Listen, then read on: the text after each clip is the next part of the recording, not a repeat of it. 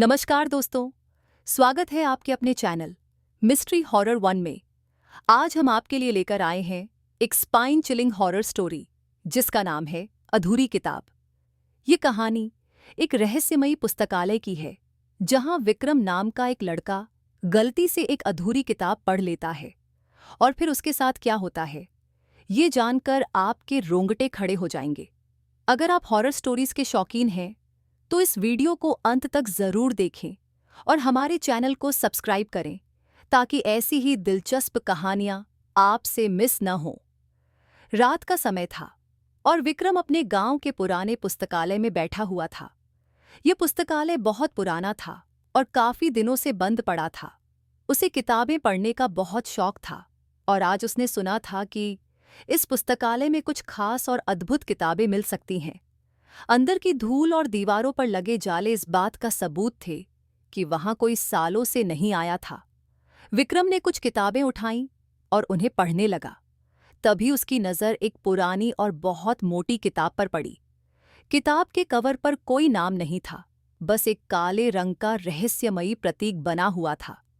जिज्ञासा से भरे विक्रम ने वो किताब उठाई और उसे खोल दिया। पहले पन्ने पर लिखा था, यह किताब अधूरी है, जो इसे पूरा करेगा उसे अंजाम भुगतना पड़ेगा।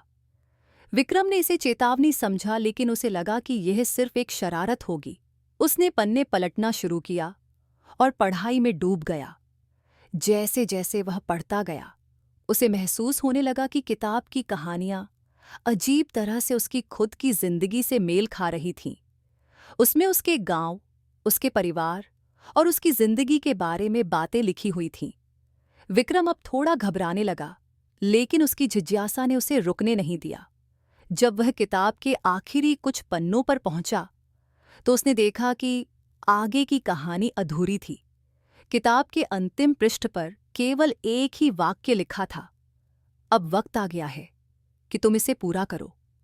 अचानक कमरे में ठंडक बढ़ गई और दीवारों पर टंगी घड़ियां तेजी से चलने लगीं। विक्रम का दिल तेजी से धड़कने लगा। उसने किताब को बंद करना चाहा, लेकिन उसके हाथ जैसे जाम हो गए। तभी उसे महसूस हुआ कि कोई उसके पीछे खड़ा है। वह धीरे धीरे मुड़ा, लेकिन वहां कोई नहीं था।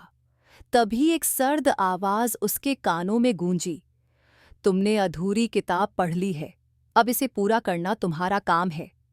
विक्रम ने डर के मारे किताब को जमीन पर फेंक दिया और बाहर भागने लगा। लेकिन जैसे ही वह दरवाजे के पास पहुंचा, दरवाजा खुद ब खुद बंद हो गया। उसे महसूस हुआ कि वह फंस गया है। उसकी सांसें तेज हो गईं और उसे चारों ओर से कुछ अजीब सी परछाइयां घेरने लगीं। वे परछाइयां धीरे धीरे विक्रम के करीब आने लगीं। आखिरकार वह चिल्लाने लगा, कौन हो तुम? मुझे छोड़ दो। उसकी आवाज गूंजने लगी, लेकिन कोई जवाब नहीं आया। परछाइयां अब बिल्कुल उसके सामने थीं। उनमें से एक ने कहा, तुमने जो शुरू किया है उसे अब तुम्हें खत्म करना होगा। विक्रम समझ चुका था कि अब कोई रास्ता नहीं बचा है।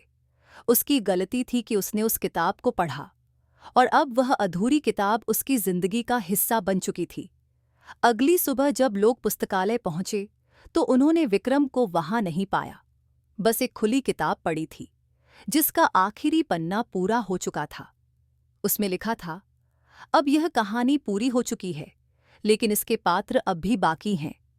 कहते हैं कि जो भी उस किताब को उठाता है उसकी जिंदगी भी उसी कहानी का हिस्सा बन जाती है।